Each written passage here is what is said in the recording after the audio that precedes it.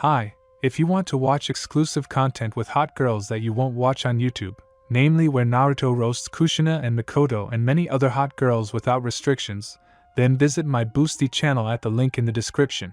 Naruto knew from childhood that he was hated. He knew, but despite everything, he loved people. He enjoyed watching families, couples in love, children playing. But he was most impressed by the work of the shinobi, even if few noticed it. He was especially drawn to the Uchiha clan, which lived somewhat apart from the village. Perhaps it was the people of this clan who treated him better than the others. The boy also had a secret. He had a friend, or rather, a girlfriend. Tall and very beautiful. He saw her only in the reflections of bodies of water, no matter what it was, a puddle or a river. Sometimes he longed to touch her, but he couldn't, he lacked the strength. He knew he had the power. But she seemed to be asleep, biding her time. Then one fine day, she woke up. Naruto walked alone through the forest, avoiding all the traps, listening to the wind and the cries of birds. Uzumaki enjoyed this oneness with nature. The whistle of a kunai was completely out of place. The boy instantly dove into the bushes and tried to get a better look at his attacker. 3 girls without forehead protectors were discussing something, apparently arguing with one of them. The eldest held a small piece of paper, folded in 4. The cursing grew louder and escalated into a brawl. He wanted to take the paper out and hide it, but if he tried to run away now, he would definitely be caught and killed. Suddenly, Naruto felt something strange. A warm lump seemed to grow in his chest, slicing sharply from his shoulders to his fingertips. And then, as if he were actually seeing a thin thread, it seemed to hear and understand him, and he didn't need to say anything. He only needed to think it, and it would carry out his command. The thread felt like an extension of his arm, and this greatly delighted him. "Crawl up to them, grab the piece of paper, and come back, okay?" the blonde whispered, holding out his hand. The string obediently disappeared into the grass, snatched up the scrap of paper, and quickly returned to him. Uzumaki smiled, hid the incomprehensible drawing in the breast pocket of his hoodie, and looked at his assistant, who was hugging his hand like a bracelet. "Thank you." The blonde touched the string with his lips and asked her to hide. His new friend complied and fell silent, while the boy quietly managed to escape from his hiding place and activate the trap. No one ever found out what the kunoichi had intended or how they had bypassed the barrier. Naruto began learning to control his new power. He often went to the edge of the forest to train, carrying objects, clinging to branches, or catching thrown rocks. During one of these training sessions, 2 boys from the Uchiha clan stumbled upon him. "Hey, what are you doing here?" one of them asked, jumping down from a tree branch. The blond man was terrified and covered his face with his hands, protecting himself. Suddenly, a huge bluish dome formed around him, instantly covered in spikes as the brothers approached. "Hey, be quiet! We won't hurt you!" Itachi immediately responded, trying to calm the child. With difficulty, he succeeded. What they saw made a huge impression on them, and they offered to help Uzumaki study his abilities. The naturally curious and lonely boy immediately agreed. Shui was the one who most often worked with him, not only helping him control his abilities, but also often helping his little friend out. He walked him home, taught him how to read, write, count, and cook simple meals. Thus Naruto made his first adult friend. From then on, life got a little better. People didn't try to attack him, and he was moved to a different apartment, much brighter, warmer, and closer to the academy. Both brothers came to the housewarming party late that evening, celebrated with tea and cake, and gave him a stuffed fox, a pencil sketchbook, and a small ficus tree that promised to grow into a huge beauty. As he was drifting off to sleep, he overheard his friends talking. "How did you even do that?" Shui whispered, drying the plate and placing it on the shelf. Itachi chuckled softly and turned off the water. "I told my father." He got so angry, he spent half an hour talking to my mother about something behind closed doors. And in the morning, he went to the Hokage and argued with him for 2 hours. And then Shikaku-sama came, and Sarutobi gave in. The only thing I don't understand is why you wanted to help him. Besides the obvious? The heir asked in return, hanging up a wet towel to dry. Itachi, whoever he is, he's a person just like us. He's a child, and he needs love, protection, and help. I know what it's like to grow up without parents. And don't get me started, I was an orphan when my father was alive. And then I became an orphan completely. And I wouldn't wish that on anyone, ever, under any circumstances. I want to change the world. I'll start with myself and pass on my will of fire. And maybe the day will come when people will truly understand each other. There was something in the boy's voice that made one believe him. Uzumaki wanted to believe his older brother. Alas, his happiness was short-lived. Returning from yet another training session alone, Naruto saw Itachi and Shisui standing near a waterfall. But there was something wrong about them. The frightened child immediately rushed to his elders and barely restrained himself from screaming. Shisui stood near the cliff, eyes closed, clutching something in his hand. Ni-san. Uzumaki cried out in fear and tried to move closer, but Itachi blocked his path. Shisui flinched, then reached out with his free hand and touched Itachi's hair, gently stroking it. Naruto, my sunshine, my joy. Please forgive me. I know you'll be hurt and lonely. You'll be all alone. But I ask you, be strong, little one. The older one begged, smiling at something incomprehensible. The blonde desperately clutched the teenager's hand. Ni-san, what's going on? What's wrong with your eyes? Itachi, why aren't you saying anything? What happened? Tell me. The child was practically screaming, unaware of the tears streaming down his cheeks. Shisui hugged him, fell to his knees, and spoke softly. Naruto, little one, listen to what I'm telling you. The shinobi world is cruel, filled with pain, grief, hatred, despair, envy, and anger. But even in it, there's room for love.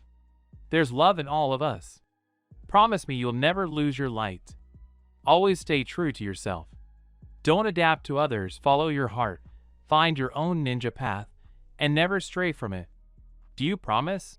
The Uchiha asked, gently kissing the child's forehead. I promise, Nai-san. I promise you. Uzumaki replied just as quietly, sobbing uncontrollably. He barely remembered what happened next. Shisui handed Itachi something, then stood up and collapsed. The world seemed deafened. And then a deafening scream shattered the silence. Naruto screamed, tears streaming down his cheeks, and the power that had been tearing him apart erupted. Water enveloped him like Susanu's phantom armor. But it wasn't a warrior. Itachi, through the pain of his awakened Manjikyu, saw the figure of the Yandame's dead wife. All this was accompanied by a huge surge of water chakra.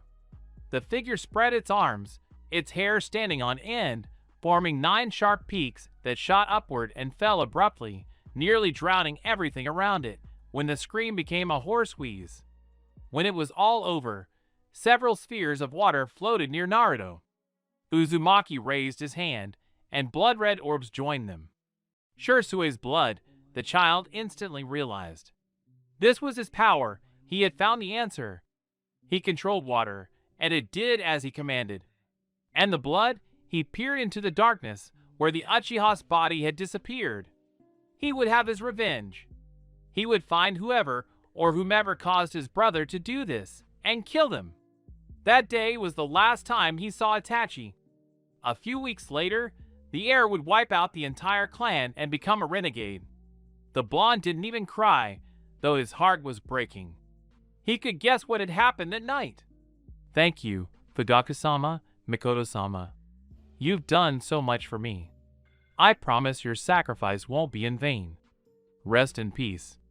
The boy often came to the cemetery to talk. He liked those with the Sharingan. Not all of them, but most of them. And one day, 40 days after the Uchiha's death, a prolonged bloody downpour drenched the village.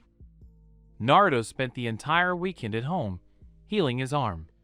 Who knew sharing blood could be so painful? and now his protector had a name.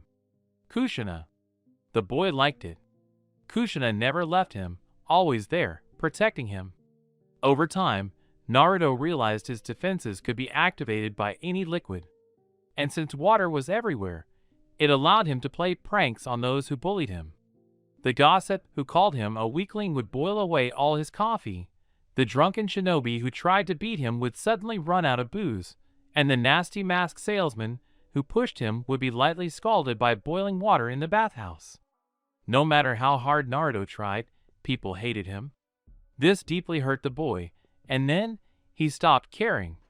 He had Kushina, who, although she didn't speak and was not alive, had become his only friend. He dreamed of love, of warmth and happiness. But he was not given the chance to know it.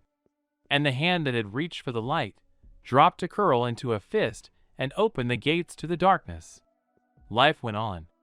The academy proved to be not the most pleasant surprise. The only bright spots were his homeroom teacher and 2 classmates. Naruto wanted and loved studying, but the teacher's nagging, unfounded scolding, and unwillingness to explain quickly dampened his interest. So Uzumaki learned to cheat. Kushina became his outlet. And how many pranks he pulled off without ever getting caught. The blonde gazed thoughtfully at the class. The test was done, and there were still 20 minutes left in the lesson. Shikamaru, as always, was asleep, his face buried in his paper. This boy fascinated him. Indifference and laziness coexisted with a lively mind and intriguing strengths, of which Shikamaru possessed no small number. He was also one of the few who didn't bully him or try to offend him. The Nara was lazy enough to follow the crowd's lead, but he was strong enough to ward off bullies with a single glance. The second such person was Rock Lee. This individual was beyond Naruto's comprehension, but he commanded no less respect for his tenacity. Where Lee couldn't demonstrate a strong grasp of practice, he made do with theory. Unable to use ninjutsu or jinjutsu, he perfected taijutsu. Rumor had it that he had caught the eye of Mike Guy, the best taijutsu master in their village. Even if that wasn't true, the boy would certainly not be lost. Rock was the one who befriended him, despite public opinion, and actively disregarded that very opinion. Let them think what they want. You're a wonderful person, Naruto-kun. We'll make great rivals, his classmate chattered, flashing a dazzling smile. Uzumaki liked the idea of an eternal rivalry. He needed close combat training. His friend needed someone who knew ninjutsu. They complemented each other perfectly. The bell rang too suddenly for the withdrawn future genin. After handing in his work, he lingered in the classroom, waiting for everyone to leave. Irika pensively graded their tests, sometimes frowning, sometimes amused. "Sensei, will you be late today?" Uzumaki asked, approaching the teacher's desk. The man looked up from his work and fell into thought. "I'll check your work and then head straight home. Will you come in for lunch?" Yumino tilted his head slightly to the side, squinting slightly. The boy smiled and pulled over a second chair, sorting the work. After closing the office, the Chunin stretched his body, then briskly headed to Ichiraku with his student, where they ate large ramen. The blonde gazed thoughtfully at the cloudy sky. Autumn was approaching, and the weather was getting worse. "Naruto, let's go faster, or we'll get soaked." Yumino lifted the boy onto his shoulders, and, in a few leaps, was home. They barely stepped over the threshold when thunder boomed outside, and rain began pounding the roof. "I hate autumn." Uzumaki sighed sadly, helping him put the kettle on and set the table. The Chunin snorted softly, agreeing. "I'm not much of a fan either. But autumn has its charm too. Yellow and red leaves, a cold, clear sky, the harvest festival," the shinobi said dreamily, pouring tea into cups. "My birthday is in the fall. People remember the dead. But I'm afraid to go outside. And the Uchihas died in the fall. In 2 weeks it will be 3 years." The blonde warmed his hands on the cup, looking through the murky veil of rain. Irika sat closer to the boy and hugged him. "Naruto, there's a reason why people hate you. It's idiotic, but it's there. I can't tell you about it. It's not my secret. But I'll tell you the most important thing. I don't hate you. You're a good, kind, and smart child. And I'll help you any way I can." Any further conversation was interrupted by the blond man hanging on his mentor's neck, his blue eyes gleaming suspiciously. This dream was unlike any he'd ever had before. An endless desert, a blazing sun, and rustling sand in which something unknown lurked. Naruto heard someone crying and ran to find them, hug them, and comfort them. Uzumaki liked the boy who was crying. Hair the color of blood or the sunset, pale skin, and incredible ash emerald eyes. The kanji on Naruto's forehead startled him a little, but even that didn't stop him from calling out to the child. Gaara. 6 times. That's how many times his father had tried to kill him. And his heart still ached, remembering Yashimaru's body, brother and sister so far away. It tore him apart, his soul tormented, thrashing within the cage of a weak body, the demon raging. Tears streamed down his cheeks, soaking into the sand. Gaara promised himself that when he woke up, he would cry no more, would never let anyone hurt him, and would surely take revenge on everyone within his reach. But he never expected to be called. This boy, the desert one's heart somersaulted. His eyes, absorbing the velvety blue of the sky, beckoned, urged him to follow. And he himself, he exuded warmth, sunshine, and home? Yes, perhaps this is what home once felt like. Who are you? What are you doing here? Gaara tried to be intimidating, and the sand behind him rose as usual. But his guest was no pushover either. A woman's silhouette appeared behind him, ready to attack at any moment, protecting its owner. The stranger gave his name, and the desert one gave his too. I'm Naruto. Uzumaki Naruto, future shinobi, and later Hokage of the Hidden Leaf. The blonde smiles and laughs, extending his hand, changing 2 destinies in one movement. My name is Gaara. I am from the Hidden Sand, and I am the son of the 4th Kazekage. The boy smiled for the first time. The demon grew silent, fearing the power of his older brother's Jinchuriki.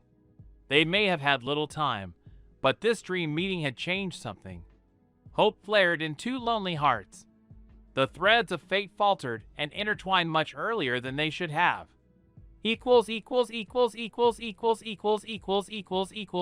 Part 2. Eyes unaccustomed to the light.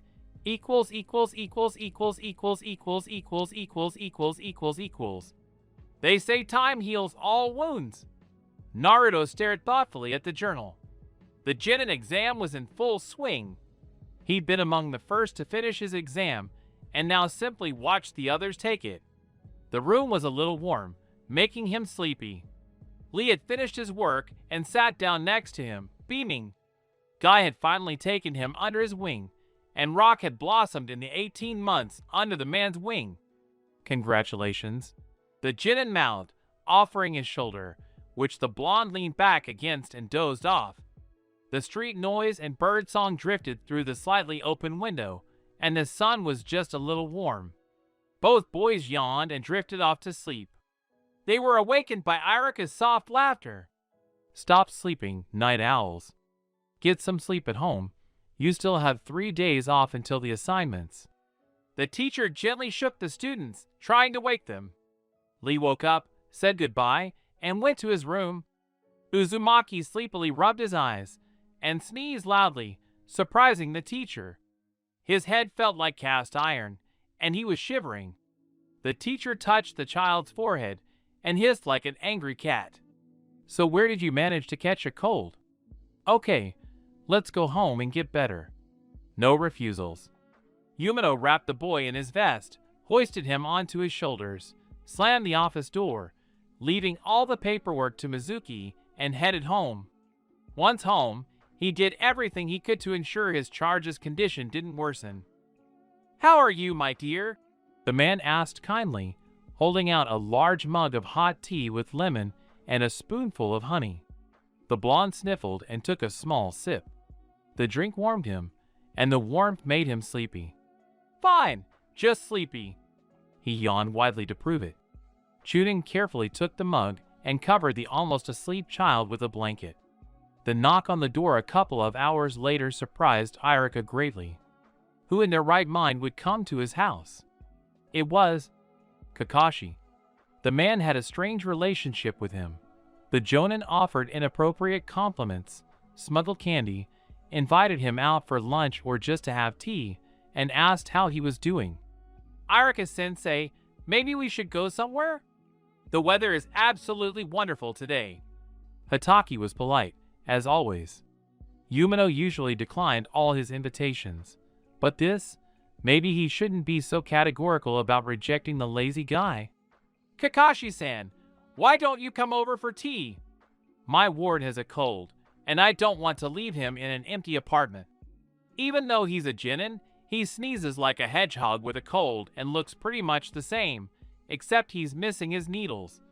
The Chunin replied with a smile, ushering his guest into the house.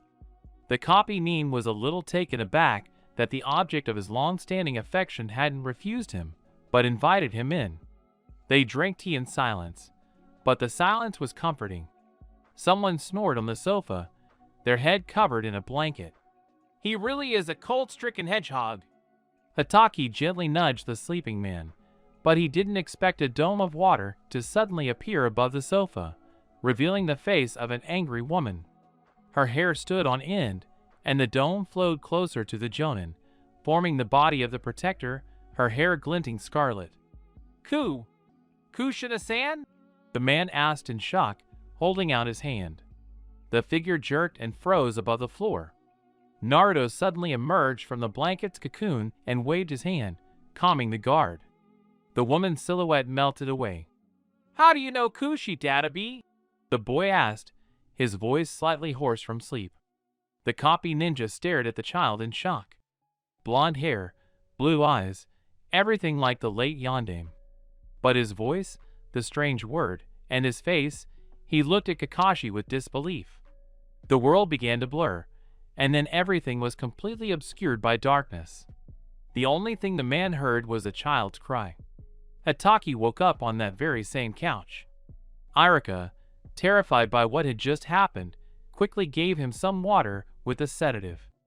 Naruto, sneezing frantically, wrapped in a blanket, looked at him with an unreadable gaze.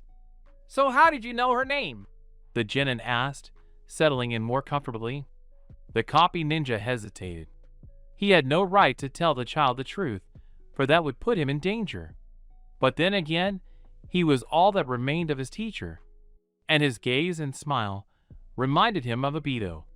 His heart sank painfully. Should he tell her or not? Should he create a bond that could break at any moment, or put on a mask of indifference and pretend it never happened? And then a hand touched his. So small, compared to his own, but the firm grip of the fingers, the golden hair, and the boundless blue of the eyes decided everything for him. My name is Hataki Kakashi.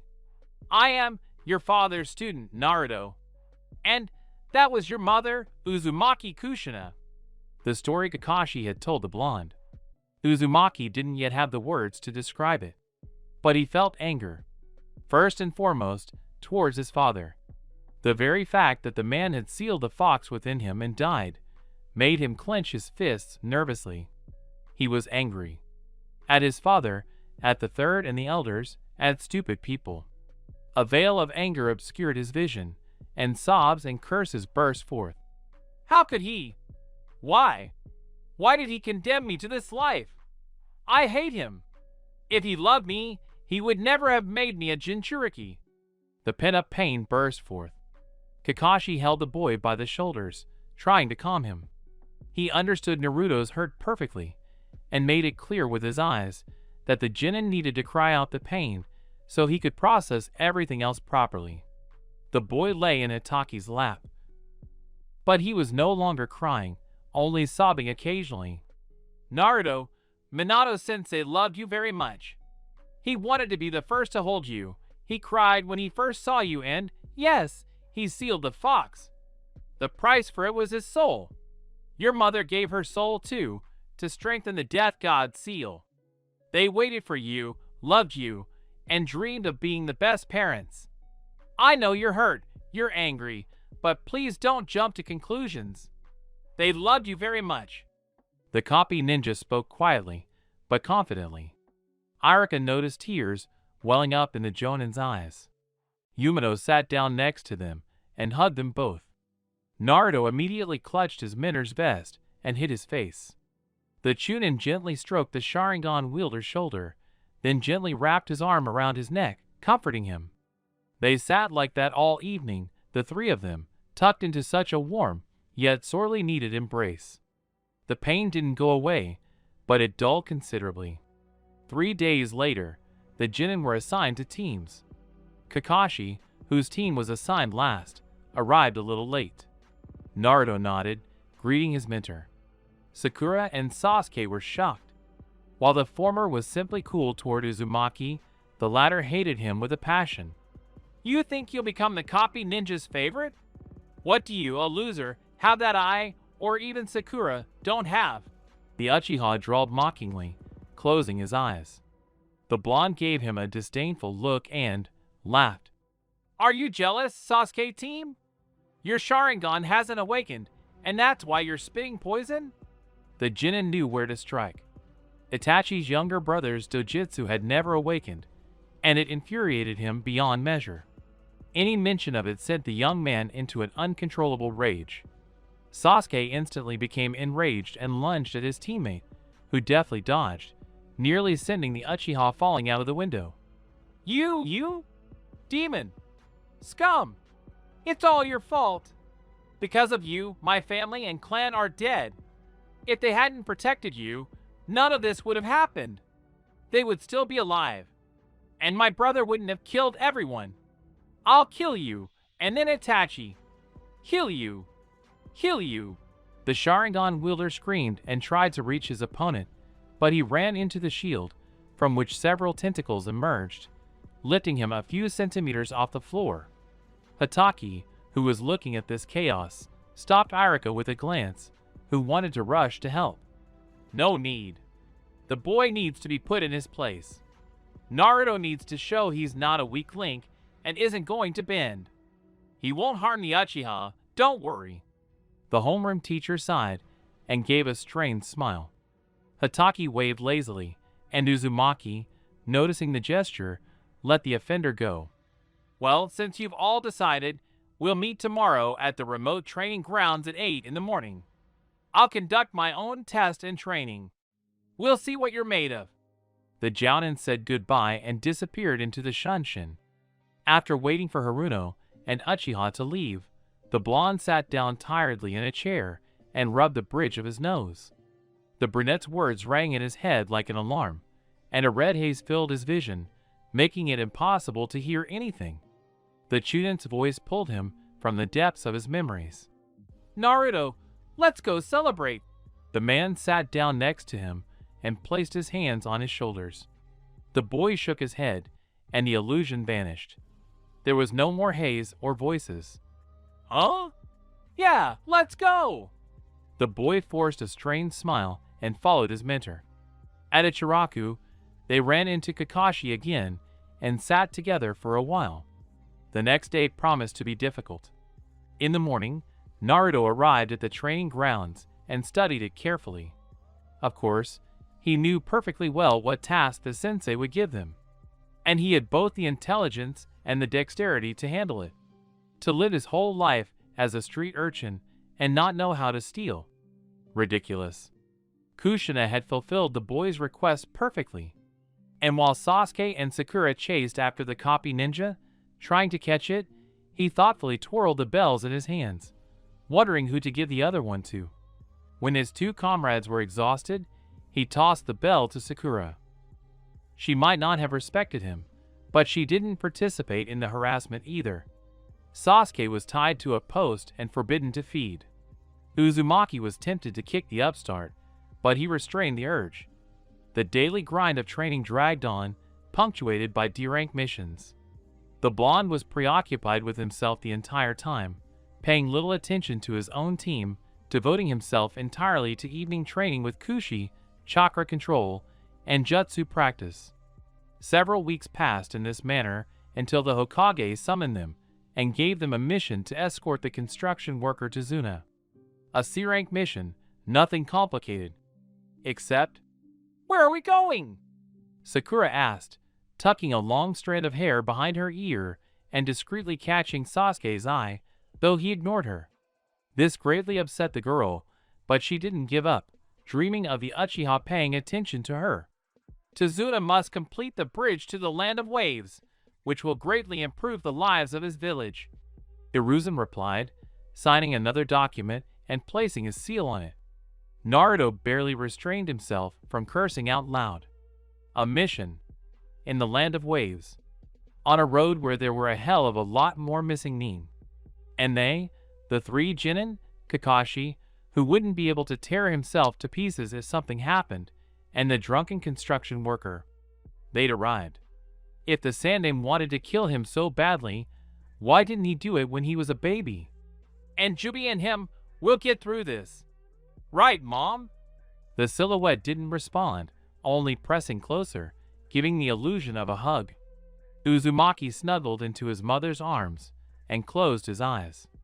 They'll get through this for sure, and no renegades are a threat to them. "3 Jonin is strength. 3 Genin is darkness." Uzumaki spat angrily when the Uchiha tried to sniper him for the 10th time. The last descendant of the great clan showed no sign of letting up and moved as close as he could. The blonde's patience ran out, and he calmly punched his comrade in the head. If anyone thought he was bad at taijutsu, they should have just remembered who his eternal rival was. Speaking of which, under Might Guy's wing, his comrade blossomed and now radiated positivity and the power of youth. He even brought the blonde boy his favorite curry. The Genin, possessing a certain masochism, would demonstratively eat it in front of his classmates, shocking everyone. The only one who watched these scenes with natural indifference was Shikamaru, who didn't eat spicy food but loved to troll the crowd. The Jonin who had once tried this dish, created by the Green Beast, would wince whenever Uzumaki asked for seconds or asked Team Guy for training. Now they were heading to the Land of Waves, and Naruto mentally cursed the system, all 4 Hokage, especially the Yondaime, whom he had no intention of forgiving or understanding. He mentally cursed the annoying brunette who was just asking for a fight. Tazuna also got his share of abuse, reeking of cheap booze, sawdust, varnish, and paint. While the Genin enjoyed the smells associated with his craft, the alcohol made him want to bang his head against the wall, or better yet, light a few dozen incense sticks and cover himself in it. Meanwhile, Uchiha persisted, teasing his teammate and testing his less-than-angelic patience, which snapped as soon as Sasuke reminded Uzumaki of his shortcomings for the 2nd time, the fact that he hung around with losers and his lack of friends and family. The blonde endured, held firm, and silently prayed to the Night-Aim to grant him his forbearance, so that the Jinchuriki wouldn't kill the last of the Scarlet-Eyed. But the heavens were deaf, or, what was a perfectly good option, Tobirama wanted the asshole dead. Naruto slowly pulled his hand out of his jacket pocket and wiggled his fingers, beckoning the water. The element, like a pet, licked his fingers and wrapped its strong ropes around Sasuke, lifting him above the large puddle. He sighed, extended his hand forward, and spread his fingers. The ropes tightened even more, gripping the brunette tightly. "What are you doing, you lunatic?" "It hurts," Uchiha complained, trying to break free. But the more he tried, the tighter the bonds became. "Sasuke team, your mouth is so filthy, aren't you ashamed? And you yourself are stained with your hatred." He said the last sentence, mimicking Itachi's voice. The younger Uchiha jumped up and growled angrily. For him, any mention of his brother was like a red rag in front of a bull. "Go take a bath, you little pig, and think before you open your mouth again," Uzumaki snapped, lowering his hand, allowing his power to immerse the idiot in that very puddle, which turned out to be very deep. For a moment, everything was silent, and then huge bubbles appeared on the surface of the water. It seemed as if the puddle had boiled. The blonde yanked the thread sharply, and the Uchiha spat out onto the ground. The brunette, spitting loudly, managed to shout about an ambush before two bandits jumped out of the water. The genin swung his other hand, and the water instantly enveloped the men in a thick cocoon. Releasing Sasuke, not forgetting to give him a kick, Naruto held the dome and frantically thought about what to do with the attackers. "Kill them! Kill them, boy! Show that upstart Uchiha that you're not weak. Go ahead, prove yourself." A strange voice whispered in her head. Her mind suddenly went blank. There was no emotion, no fear, no doubt. This is right. This is how it should be. These people must die. "Suiton, Ryaketsu no Heisu," Naruto whispered, releasing his power. The dome stretched out, taking the shape of a closed lotus flower. The criminals choked, trying to escape, but their fate was already sealed. The bud opened, and within each petal, a huge needle of ice slowly grew, piercing the body of the missing person as soon as the petal took its place. The transparent lotus turned copper red with the blood of two men. Tazuna vomited at the sight. Sakura, being very impressionable, fainted, and Sasuke, unable to breathe properly, awakened his Sharingan at the sight. Only Kakashi showed no emotion. "I see. Are you really willing to do that? Naruto? How far are you willing to go to fulfill your promise?" Hatake asked himself, unable to find the answer. The rest of the journey passed in silence, the impressions of the genin and the builder too strong. Even sitting by the fire, they didn't utter a word. Uzumaki decided to take a stroll, and was completely surprised to encounter a pretty girl in a pink kimono gathering herbs. The blonde couldn't help but stare at her, noting how beautiful she was. Long dark hair, brown eyes, and skin as white as the finest porcelain. "What are you doing here? It's quite dangerous here. Aren't you afraid to walk alone?" The Jinchuriki asked tonelessly, glancing out of the corner of his eye at the stranger, who raised her head in surprise and shook it, smiling sadly. "I know all the paths. I have nothing to fear. But it's dangerous for you to be here. Your loved ones will worry about you." His casual companion brushed her hair back and sat down next to him. "I have no loved ones. There are those I trust. My family died, and I never knew them. The man who was like an older brother to me died a long time ago. And the other one? He's also very far from here, and I doubt I'll see him again," the genin replied sadly, staring at the sky. "I sympathize. But aren't those you trust close to you? Otherwise, you wouldn't open your heart to them?" the woman rightly pointed out, gently touching his hair. Naruto, who was very sensitive to strangers' touches, suddenly leaned into the simple caress and rested his head on his new acquaintance's lap. "You're probably right. But everyone I care about is leaving me. I'm afraid of losing those who remain." The boy squeezed his eyes shut to keep the tears from running down his cheeks.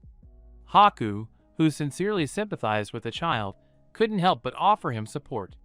The look with which the genin looked at the slain missing nin, whose bodies, or rather what remained of them, lay drowned in the same puddle, was all too familiar. They talked for a long time about everything under the sun.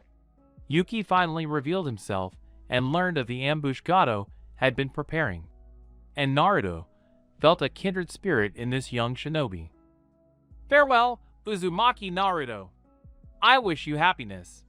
Take care of yourself and your dream, and always defend what you believe in." Yuki waved goodbye. "We'll see each other again, you'll see. And yes, Haku-chan, you're prettier than our Sakura-chan," the cheerful blonde shouted and rushed toward the camp, overhearing a ringing boyish laugh, which, surprisingly, was echoed by a man's, albeit slightly rougher, one. Upon arriving at the village, they learned that someone had killed Gato.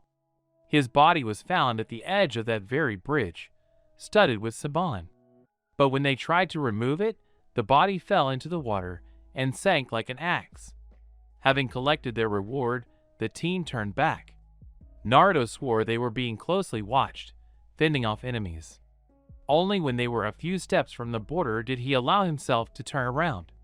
In the fog, he barely made out two male figures stalking them. Somehow, The boy knew they would never see each other again. But this encounter had clearly changed something in both him and the shinobi. A falcon soared over his home village, screeching loudly. The blonde winced. His premonition wasn't the best. Sakura's question and Kakashi's subsequent answer didn't please him at all. The problems were escalating, and the number of people involved was growing at an incredible rate. That means the Chunin exams are coming soon, Sakura. And surprise, you'll be taking part 2, the man announced joyfully. The genin winced as if he had a toothache. The situation was getting tense, and the boy felt with all his heart that he would remember this exam forever. There were many things Naruto didn't want to remember, especially the first years he spent in the orphanage, where things were tough. But still, there was one bright memory of him. Yakushi Kabuto. This boy was the only ray of light in Naruto's life until his adoptive mother and caretaker, Nono, died. How and why, the boy, due to his age, didn't know. Kabuto remained at the orphanage during the funeral and then disappeared. Naruto never saw him again. Standing in front of the building where the written portion of the exam was to take place, the blonde heard the familiar crunch of sand and an equally achingly familiar voice. Temari, stop worrying, we'll pass everything. You were the one who pushed us hard in theory. Oh, I'm so sorry. One of the sand shinobi, wrapped in a dark hooded robe, apologized to the Jinchuriki. Over his shoulder appeared a figure the genin had only seen once in his life, and that was only in a dream. Red hair, a tattoo on his forehead, and an otherworldly glint in his green eyes. On! Naruto? The boy said in shock, pushing him aside slightly. Uzumaki touched his chest in shock, then the tattoo, as if checking to see if it was a mirage. His chest bubbled with joy. Gaara, you're here. I knew it. I knew we'd meet. The delighted young man wrapped his friend in a tight embrace, which was immediately returned. A faint spark of hope shone in the empty chest. Kabuto? Is that you? The blonde said goodbye to Gaara and his family, unable to believe his eyes. A greeting from the past, a grown-up Yakushi was actively conversing with the Uchiha, intriguing the genin with his knowledge of the upcoming exam. Naruto? Oh, you're going to strangle me. Odo, the shinobi, stared in surprise at the boy, who, forgetting all about propriety, threw himself on his neck with a squeal. The Uzumaki twisted in his arms, laughing, kicking his legs, and ruffling his elder's hair. The medic-nin didn't mind. He hugged back, squeezed, and chuckled softly. You're such a stick, Dadabi. Did they feed you pills there? The Jinchuriki asked, smiling. Yakushi remained silent, only combing through his blonde strands. He's your target, not a friend. He's part of your past. He has no place in your future. He's weak, and weaknesses must be eliminated. Kill the weakness, kill the weak orphanage boy within you. Let the beast be born and tear your enemies by the throat. The inner serpent hissed. The examiner's voice pulled him out of his thoughts. Kabuto looked at his little friend. Those distant years of childhood flashed before his eyes, filled with the sunlight this boy had given him. The Irainen smiled bitterly, mentally turning away from that light. He would miss this little fox. The countdown had begun. Having lived his entire life in Konoha, Uzumaki knew perfectly well what the Forest of Death was, and what it was famous for. Memory helpfully brought back one of those tales Shursui had told, the one he both loved and hated the most. They say this forest grew from the blood of Shodai Hashirama. According to this legend, after Madara Shinji's death, he couldn't forgive himself and was tormented by pain that grew stronger year after year. Driven mad by grief and broken love, the god of shinobi fell to his knees and released his power. His body was torn apart, and where it lay, a deadly forest grew, becoming a grave for many shinobi. Rumor has it that Hashirama's soul wanders the forest, waiting for the Uchiha. The training ground greeted them with deathly silence. Not a bird sang, not a single animal was heard. Even the air seemed still, disturbing the tranquility of the trees. Uzumaki shuddered. He sensed water nearby and gravitated toward it. Sasuke and Sakura followed silently behind him, unconsciously ceding the lead to him. The rustling of bushes made them jump and crouch. The stranger, emerging from the shadows of a tree, his eyes glittered with cold amber, and he licked his lips frequently. White skin and black hair perfectly cascaded over his shoulders. Orochimaru appeared before them in all his glory. The blonde shuddered. This opponent was no match for them. But the man looked at them strangely and raised his head. A whistle filled the air. The genin instantly jumped back. Before them stood a man in a black cloak with red clouds. In one hand, he held a huge sword, wrapped in bandages. Itachi-sen asked me to remind you of your agreement with him, Orochimaru Dano. You swore not to touch his younger brother, the shinobi said politely. Team 7 ran as far as they could, and Naruto, in the confusion, stole the scroll he needed from the Sannin. Having run as far as they could, they stopped to rest. It was already getting dark. The weather was turning bad. They barely had time to find a place to spend the night and gather firewood when the rain began to pound the ground, clearly not going to stop until the next morning. Sakura, overcome with nerves, instantly fell asleep, and Uchiha gazed thoughtfully at the fire. The silence was oppressive. They wanted to yell, to fight. Uzumaki, why did you shield us? The scarlet-eyed man asked quietly, raising his head and meeting the blue eyes. Because we're a team, and I didn't want to fail the exam. Okay. The blonde tried to lie, but the look they gave him clearly implied that such an answer wouldn't satisfy anyone. Because I promised to protect the clan's wealth, and Sakura is one of the few who didn't bully me at the academy. The genin answered more honestly this time. Forgive me. I acted like a complete piece of shit. You don't deserve to be treated like that. You deserve something better than a jerk like me, the brunette said quietly, averting his gaze. The Jinchuriki nearly choked on the water from his bottle. Who is that, and where is his body? The blonde asked in a hoarse voice, barely holding back his laughter. The Uchiha apologized to him. A really big bear died somewhere. Or maybe it wasn't a bear. Who knows what happened next? Nobody's. It's just, you once said that people can change after gaining valuable experience. Consider it a healing kick. The Sharingan wielder closed his eyes, drifting off to sleep. Naruto never slept that night. They had just over 3 hours left to walk to the tower when they came across 2 genin from Sound. Kids, give us the scroll and we might let you go, the flute-wielding Kunoichi sang in a honeyed voice. Sakura, whose vocabulary had long since run out, told the girl to go to hell, greatly surprising her teammates.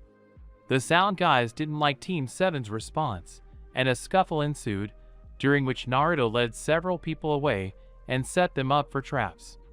The genin was about to run back to his people when he heard voices.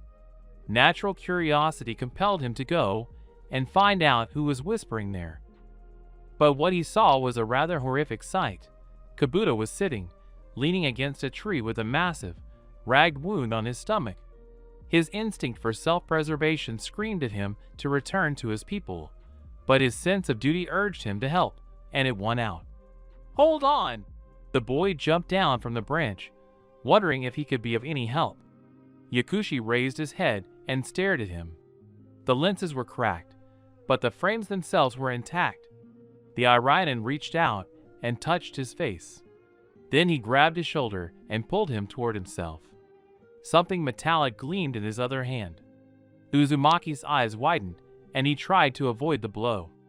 The protection acted spontaneously. A moment, and the shinobi of Sound was pierced by several ice needles, which pinned him to the tree on his arms and legs, the largest of which pierced his chest and stomach. In pain, he released his victim and collapsed onto the grass. His thoughts were jumbled, his hands were shaking, and a large lump formed in his throat that wouldn't go away. He couldn't comprehend how someone he knew could do such a thing. Why? The genin asked Leaf. His chest heaved, and the words struggled to come out of his dry throat. Because you, the source of all my troubles. Nono died because she was protecting you. My parents, real parents, died during the Kyuubi's attack. You, the Kyuubi's Jinchuriki. I should have gained your trust and killed you, but you're alive, still alive, and I am dying. I hated you every time when I looked at you smiling, laughing, hugging me. I thought how I would kill you, but since you're alive, it means it has to be this way. Yakushi wheezed, spitting out blood after each word and breaking into a deafening cough. Naruto shook his head, cried, and hugged the dying man. No! No! It's all a lie! You're lying! It's not true! Why are you saying that? The boy screamed, shaking the dying man. The medic burst into deafening laughter, spitting blood right into Uzumaki's face. It's true! It's true! Too bad Orochimaru-sama didn't get your friend. Kabuto coughed again, twitched, his eyes wide, and went limp, muttering something unintelligible. His black eyes reflected the clearing and a patch of sky, and his face was frozen forever, a mask of madness. Naruto stared at the body before him. Once, this was a man he considered a friend. The blonde squinted at the sudden glint that filled his eyes. A bracelet gleamed on the dead man's wrist. An ordinary, flat strip of metal. Except, this bracelet had a mate. Holding back his nausea, the Genin pulled the bracelet off the corpse's wrist. On the inside were his and Kabuto's initials. A sting burned his dry eyes. Lie. Will we always be friends? Asked the little boy, carving his friend's initials. Kabuto smiles and gently ruffles the blonde locks of hair. They have a whole life ahead of them, full of worries, joys, sorrows, and fun. Of course, Naruto-kun, how could it be otherwise? Nono's protege smiles, finishing his painstaking work. The bracelet on Uzumaki's wrist hangs too loosely, and it grips his hand even too tightly. But it doesn't matter to them, because they're just kids now. Lies. Lies. Lies again. I hate you. The gift flies off in an unknown direction. The second bracelet follows its brother, flashing sadly in farewell. The hysteria was gaining momentum, a storm raging within the Genin's soul. The pupil practically flooded the iris, leaving a thin strip of almost steel-colored light. I hate you! I hate you! I hate you! Uzumaki screams, raising his head and falling to his knees. A deafening scream shatters the silence of the forest. The blonde is completely numb.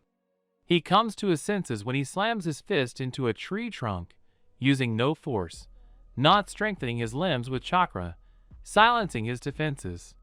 The pain suddenly sobers him up, and he hurries to find his comrades. Sitting in the tower, awaiting the next stage, Uzumaki finally realized he was clutching the sound forehead protector, drenched in blood. The element demanded release, and the teenager gave it free rein. Icy patterns spread across the fabric and metal. And then the entire hitai became transparent. A prickling sensation pierced his hand, and Naruto let go of the headband. With a mournful ringing sound, the Otogakure symbol shattered into tiny pieces. So did the Jinchuriki's heart. He didn't notice the look one of the sound Jonin gave him. He was too withdrawn. An exact replica of himself, made of water, appeared before Naruto. A wave of his hand, it was locked in something resembling a coffin. Uzumaki closed his eyes, concentrating. A familiar, almost familiar voice in his head suggested the name of the new technique. Suiton, Kurishitaru Otom, the blonde hissed. As sharp pieces of ice scattered across the stands, he felt an unprecedented surge of strength. His anger receded, the pain vanished, leaving only cold calculation and the desire to survive. To survive and extract a confession with his teeth. The fight was only minutes away. Uzumaki licked his lips greedily, anticipating the battle. At this point, he shouldn't kill anyone, but he could thoroughly torment his opponent.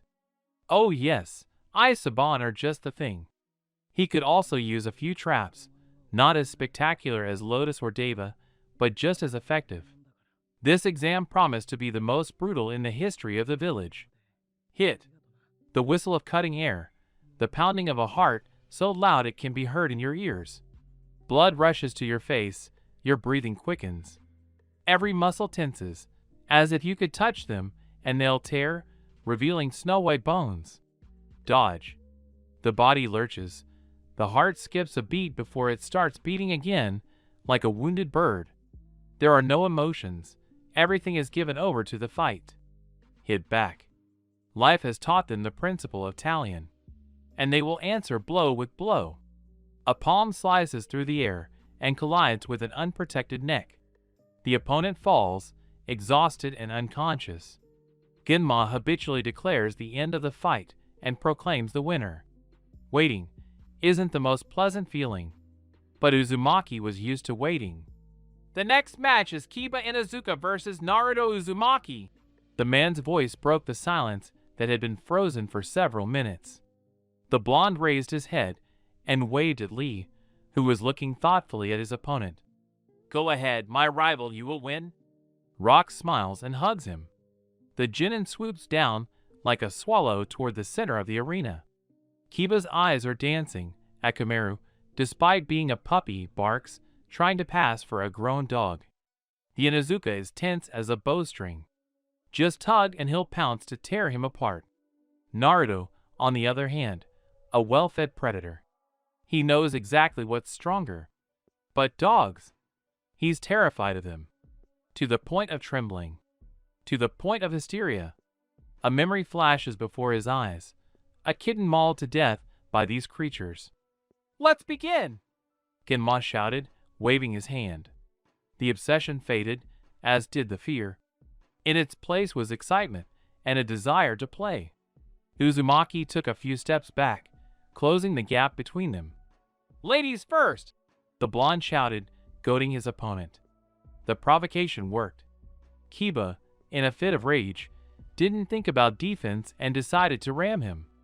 But instead, he encountered a powerful water barrier, which, like a soft barrier, pushed him back to the very edge. Uzumaki could barely contain himself from yawning. Inuzuka tried to pelt him with kunai and shuriken, then merged with his dog and tried to attack, but he couldn't even get close, trapped. The blonde snorted, deciding he had enough. The bubble began to shrink and freeze, remaining transparent. It was satisfying to watch the genin of Team 8 desperately try to escape. Enough! Uzumaki Naruto has won! Genma hurried to end this execution, which threatened to degenerate into a bloody spectacle. Click! Kiba falls to the floor, desperately clawing for air. He and the dog are carried away by paramedics, and Naruto returns to the others. Excellent fight, Naruto-kun. Rock, as always, is polite and smiling. Uzumaki mirrors the smile and almost wants to lean against the wall and get some sleep, but the names of the participants are too unexpected. Hyuga Niji versus Hyuga Hinata. The blonde man was ready to fall off the podium in shock. And it had nothing to do with the clan's genius. The Hyuga princess, from whom Naruto once chased away bullies, grew up to be a brave, strong, and stunning woman. Realizing that her father didn't care about her opinion, the kunoichi grew fangs and claws. Hayashi never touched the heiress again. She chose her own ninja path, listening to no one. Niji hated her for her lack of a seal. Hinata hated her for trying to kill her. Surrender, Hinata-sama, Hyuga suggested, taking a stance. Genma waved his hand, and Niji was slammed to the floor by a powerful blast of air. Hinata stomped on his throat, deactivating his Byakugan, then lifted him by the chest and shook him hard, sending him crashing to the floor. You won't get what you deserve, you marked brat, the kunoichi said in a loud whisper, throwing up her hands. A clear victory. Hinata will definitely be promoted to Chunin, Naruto said quietly, nodding to the girl. Her brother, however, needed medical attention. Hinata-sama is a wonderful kunoichi. A duel with her would be a great honor for me, Lee agreed, listening to the announcement of the new pair of examinees. Rock Lee versus Desert Gaara. Uzumaki hugged his opponent and wished him luck. You are stronger than me, Gaara-sama. I would be honored to show you what I'm capable of. the brunette said quietly, bowing to his opponent. The desert one bowed back, the corners of his lips twitching. Likewise, Rock Lee. Don't disappoint me. Let this be a beautiful and spectacular fight. The Jinchuriki whispered to Shikaku, demonstratively rustling the sand. What followed wasn't even a fight, it was more like a dance. The fluidity, grace, precision, and almost intangible passion that overwhelmed the opponents. And the beautiful finale, when Lee finally managed to catch his opponent and pin him. I surrender. I admit defeat before the most worthy of opponents. Gaara stood up, dusted himself off, and raised his hands. Genma declared the winner with a barely perceptible snort. Thank you for this fight. I, Gaara of the Desert, call you the strongest of all my opponents. The young man was not at all disingenuous, shaking the strong, tightly bandaged hand. The gleam in his opponent's eyes and his return bow told him much more. You're something else. You put on quite a show, well done. Gaara, will you get into trouble for failing the exam? Uzumaki asked as they left the tower. The desert one burst out laughing. Father hasn't cared about any of us since we were born, so nothing will happen to me. And how did you deal with that guy? The young man changed the subject, turning his face to the sun's rays. By the time Uzumaki reached home that evening, he was overcome. Everything that had happened over the past 4 days flashed before his eyes. But the most terrifying thing, amid all the injuries, blood, the sounds of breaking bones, and the blood-curdling screams, was Kabuto's body. His face, like a wax mask, and the pools of his eyes that reflected the sky. Such familiar eyes he would never see again. Naruto fell to his knees, lowering his head. Then he lay completely on the floor, letting tears roll down his temples and fall to the floor with a soft thud. He barely held back the sobs that were threatening to escape, covering his mouth with his hand. The blood roared in his ears, and he barely heard the sound of the door opening or the voices. Naruto! Yumo cried out in fear and rushed toward his student. Kakashi, who was carrying a bag of treats, dropped it on the threshold and jumped after him. Iruka-sensei! The boy sobbed, wiping his tears with the sleeve of his jacket. He couldn't say anything coherent, but the sight of the teacher's concerned expressions felt like a heavy chain had been lifted from his heart. The blonde began to sob again, this time hugging the men. Hatake wanted to pull away, but the child's hand, desperately clutching the fabric of his vest, and the Chunen's hand, clasped around his shoulder, prevented him from doing so. The shinobi remained seated on the floor, hugging each other, until Naruto calmed down and was able to explain his tears coherently. I'm so sorry for your loss, the copyist said when the story was finished. Sitting at the table and tucking into the delicacies he'd brought, he felt surprisingly comfortable. He didn't feel out of place. The blonde leaned back in his chair wearily and stared thoughtfully at the ceiling. Your opponent in the final round is Hinata Hyuga. Can you handle it? If anything, I'm ready to help, the Jonin offered. Uzumaki smiled and shook his head. He was pleased with the draw.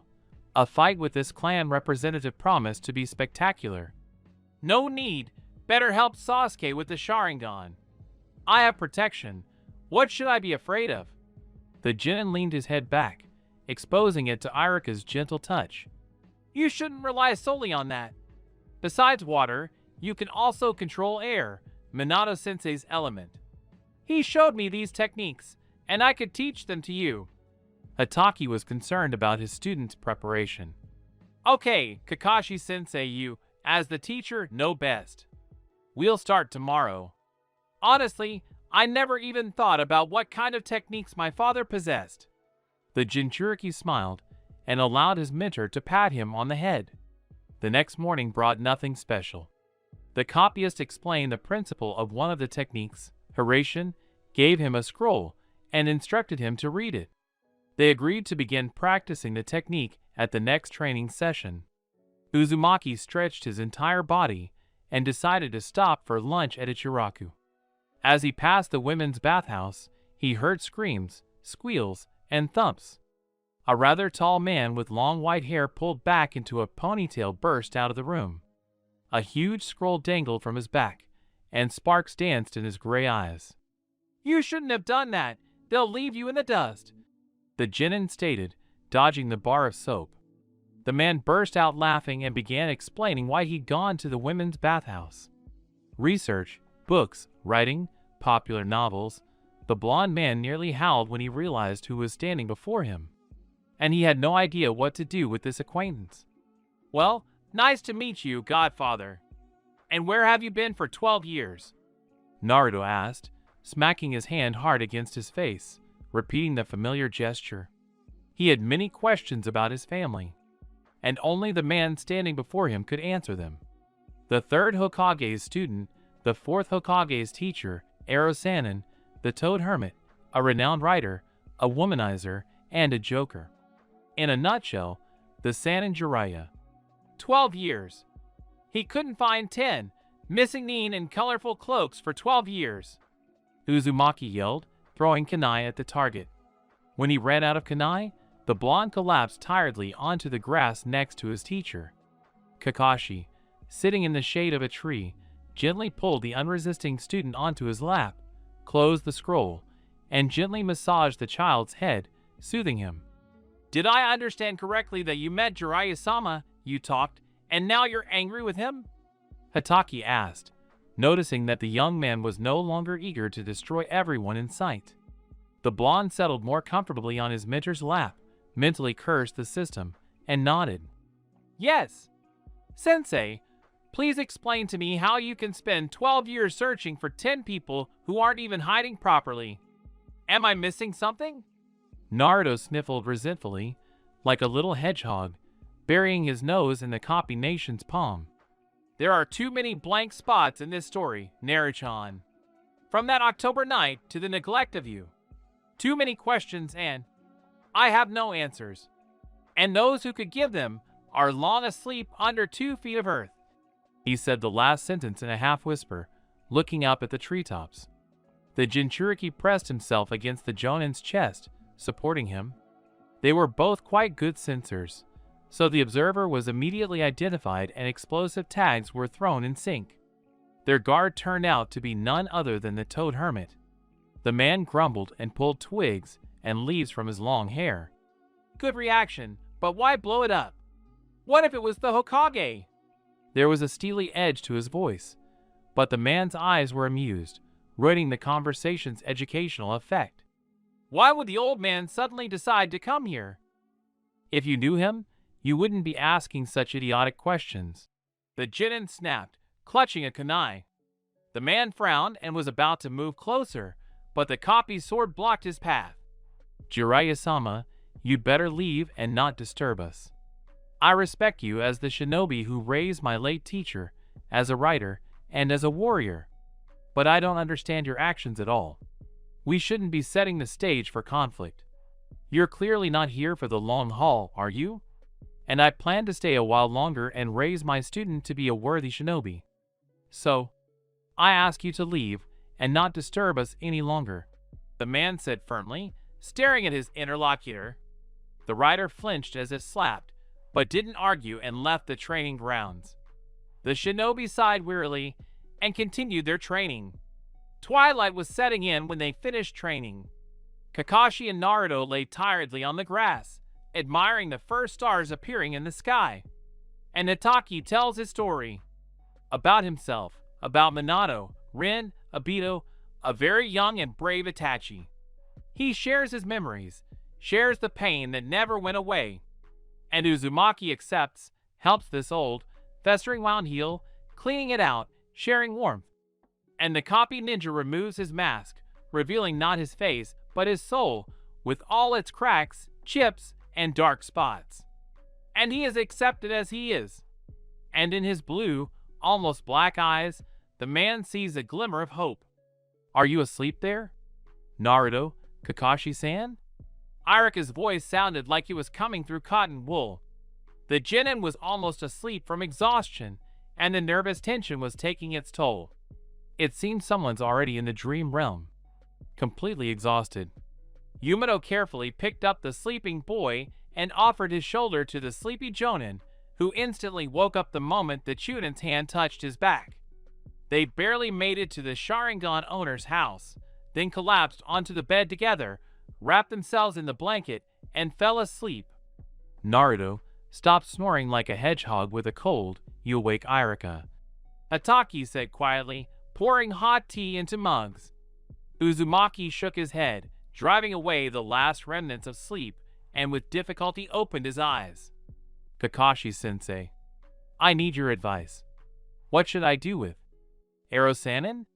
The boy hesitantly reached for the cookie and finally took one, thoughtfully twirling it between his fingers. The Jonin nearly cut himself, but pulled his finger away from the knife just in time. If you want to poison him, you need to go to Anko. She's our master of poisons, Orochimaru's student after all. The man noted.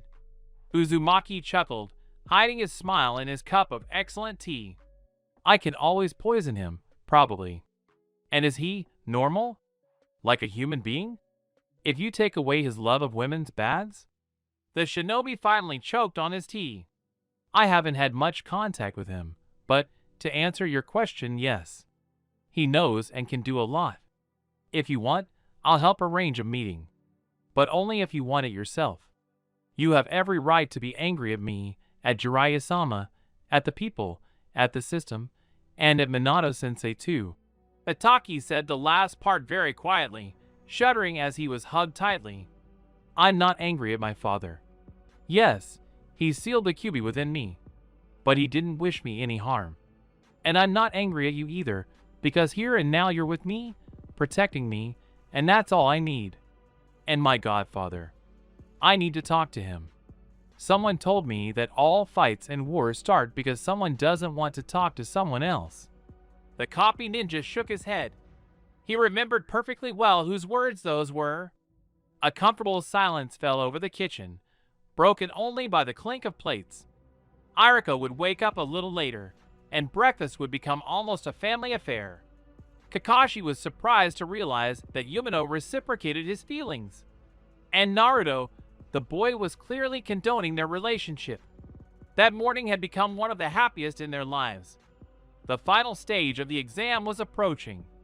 Obito looked around the village, sadly noting that it had hardly changed. The same streets, people, smells, sounds, and voices.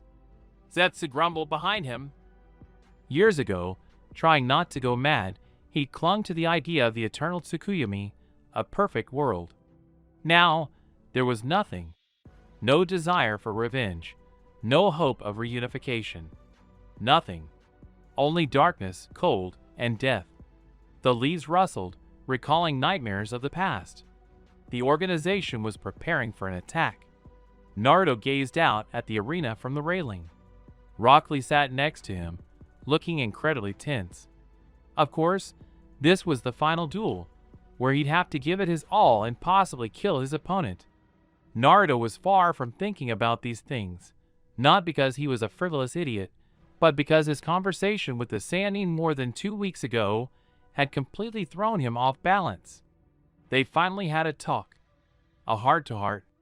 The blonde listened to his godfather's story, wiped the tears from his face, muttered curses through his teeth, and mentally planned the most horrific tortures for the ruling elite.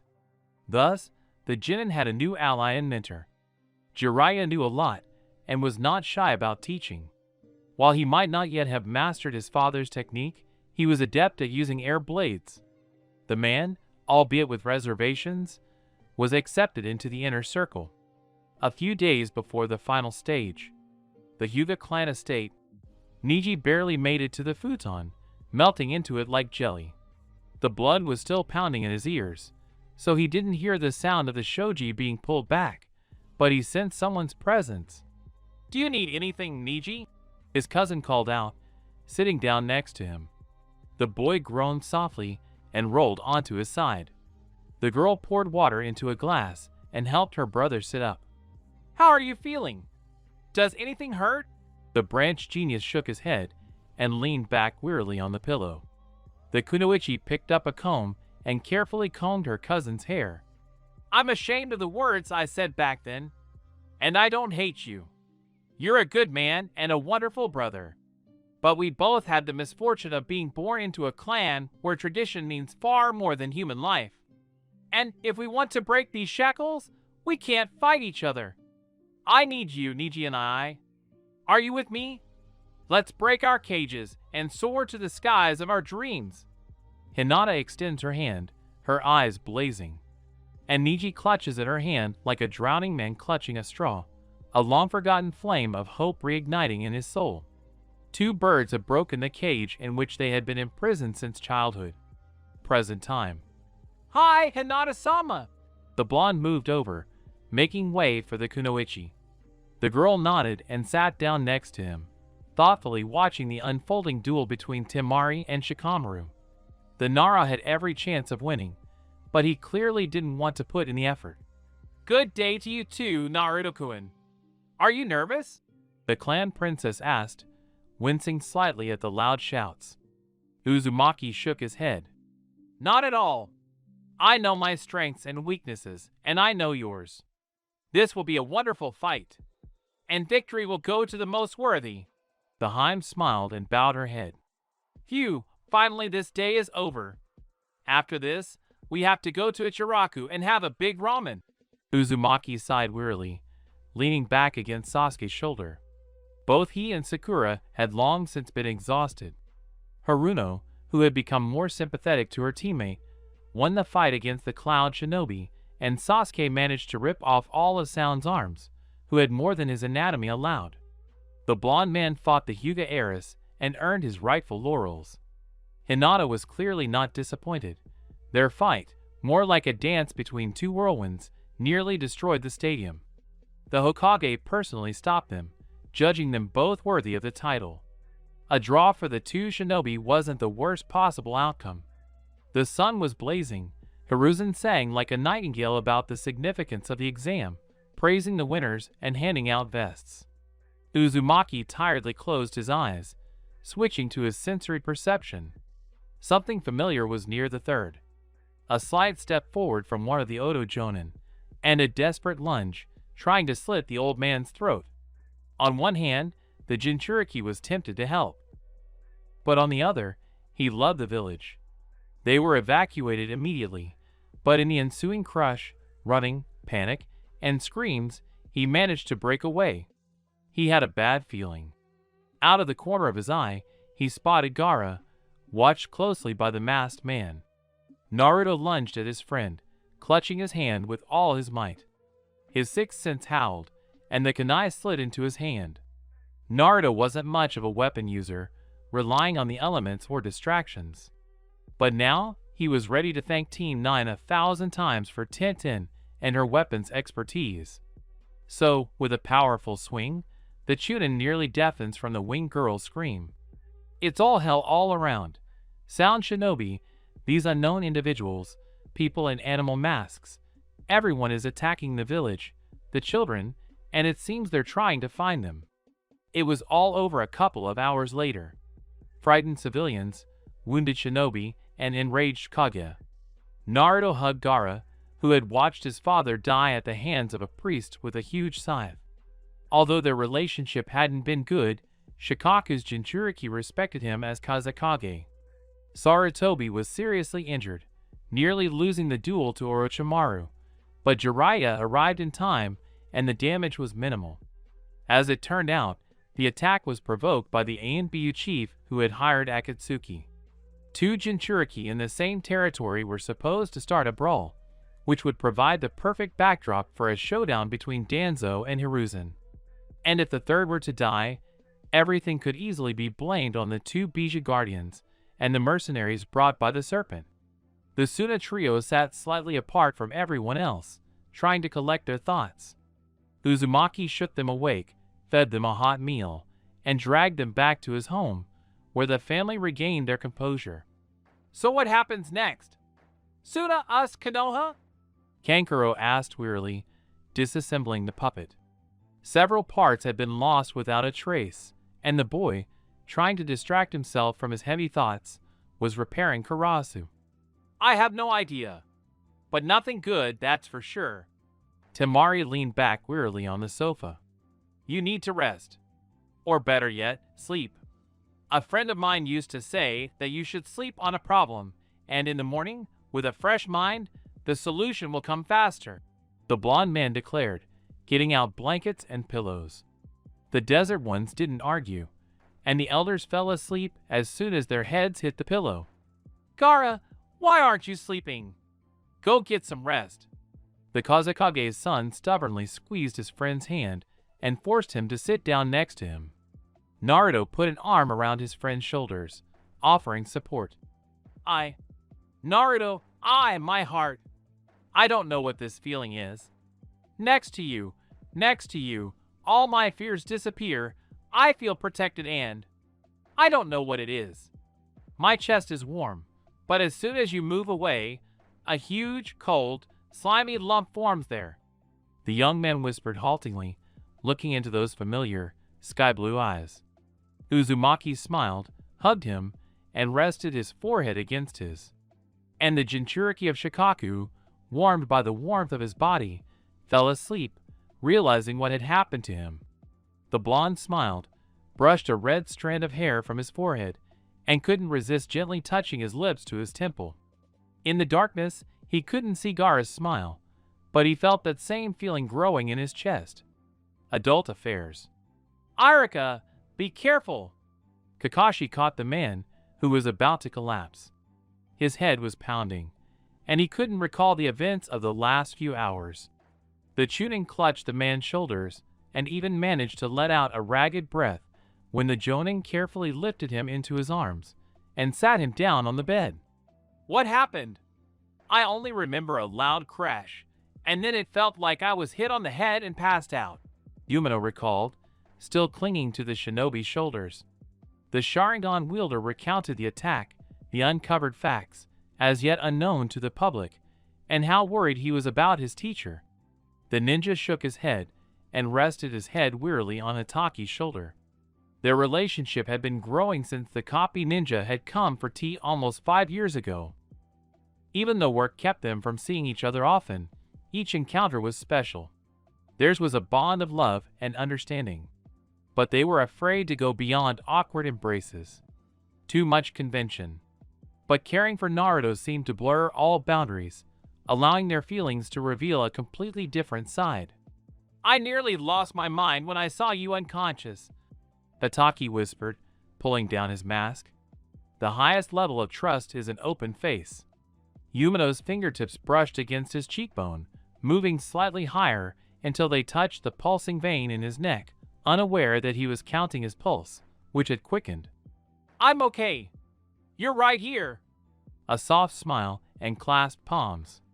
Kakashi leans forward slightly, wrapping his arms around the waist of the man he holds most dear. Arika wraps his arms around his neck and closes his eyes. The kiss is soft, a little awkward.